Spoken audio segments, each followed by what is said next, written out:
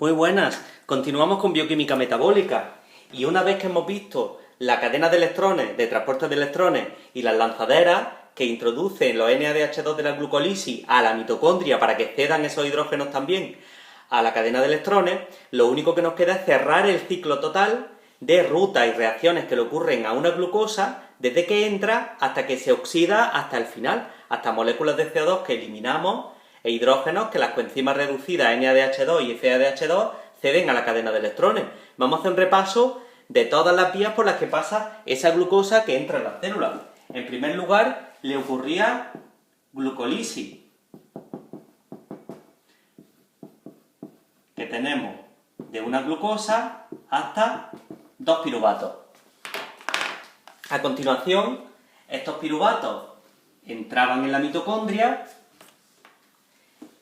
y la siguiente reacción es la oxidación del piruvato,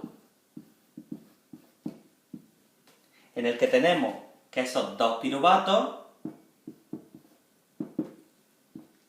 son convertidos en 2 moléculas de acetilcoenzima A.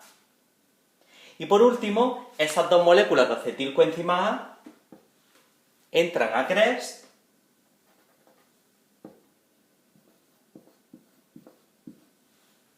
en el que se oxidan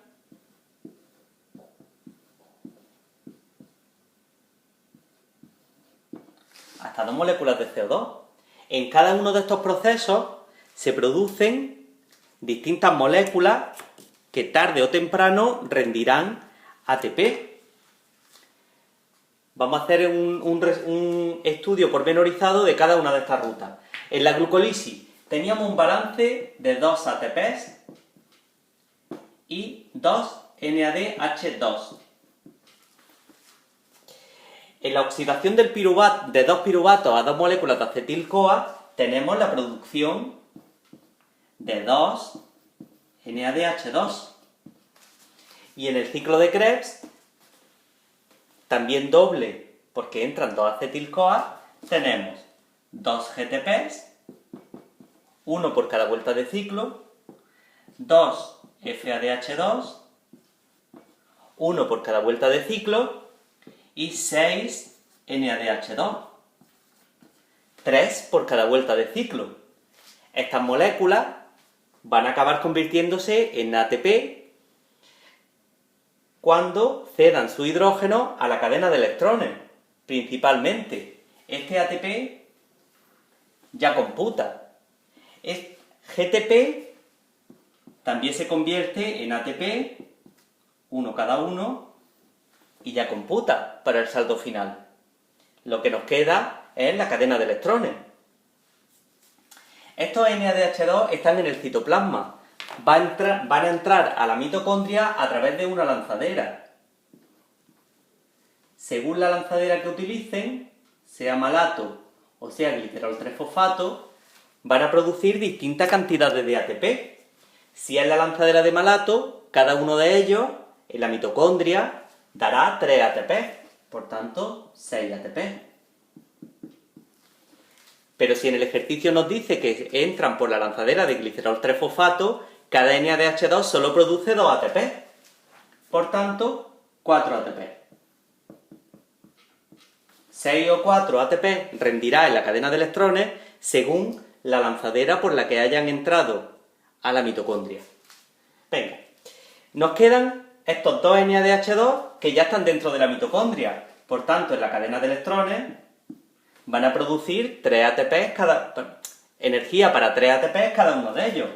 6 ATP. Y ya solo nos queda el ciclo de Krebs. El FADH2, cuando cede su hidrógeno a la cadena de electrones, produce energía para 2 ATP. 2 ATP cada uno de ellos. 4 ATP. Que ya computan. Y por último, estos NADH2 del ciclo de Krebs ya están en la mitocondria y van a ceder su hidrógeno al complejo 1. Por tanto, cada uno de ellos va a liberar protones como para producir 3 ATP, cada uno de ellos. 18 ATP. Lo único que nos queda enmarcar todos los ATP para hacer aquí la suma. Y tenemos 2 ATP de la glucólisis más 6 ATP de la lanzadera de malato o 4 de la de glicerol fosfato, y según lo que te indique el ejercicio, será un 4 o será un 6, según la lanzadera, glicerol 3-fosfato o malato, respectivamente. El siguiente balance, 6, y de Krebs tenemos 18, 22, 24 ATP. Así, el balance total nos va a dar 24, 28, 30, 36. Si estos dos NADH entraron a la mitocondria a través de la lanzadera de glicerol 3-fosfato, o 38 ATP, si estos dos NADH de la glucólisis entraron a la mitocondria a través de la lanzadera de malato. De forma que este es el balance de ATP que una célula con mitocondria y con suficiente aporte de oxígeno para que funcione la cadena de electrones, extrae a cada glucosa. Y ya está. Solo quisiera acabar con una pequeña apreciación, y es la importancia del oxígeno para que funcione todo nuestro metabolismo energético.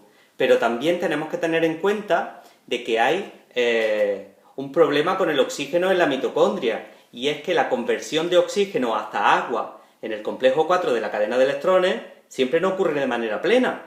A veces se reduce a media y genera hidroxilo, hidrogeniones y demás moléculas, peróxidos, radicales peroxilo, radicales alcoxilo, que son muy reactivos, muy oxidantes. Es lo que se llama radicales libres de oxígeno, que tan importantes son que hay una teoría del envejecimiento celular por radicales libres que precisamente está relacionada con el hecho de que la mitocondria es la responsable de la vida como la conocemos, porque es donde ocurren estos procesos tan rentables energéticamente para el organismo, que se han conservado desde que éramos sucias bacterias putrefactas de los fondos marinos, o no tan fondos, pero marinos. Pero también la mitocondria es responsable de una producción de radicales libres, que es la responsable de la oxidación de las estructuras y del envejecimiento celular. De forma que debemos tener en cuenta que el oxígeno es responsable de nuestra vida, pero, según esa teoría, también es responsable de nuestra muerte. En cualquier caso, en la siguiente clase podemos profundizar en este tema, que es muy interesante. Y en la siguiente clase nos vemos. A ella os emplazo. ¡Hasta luego!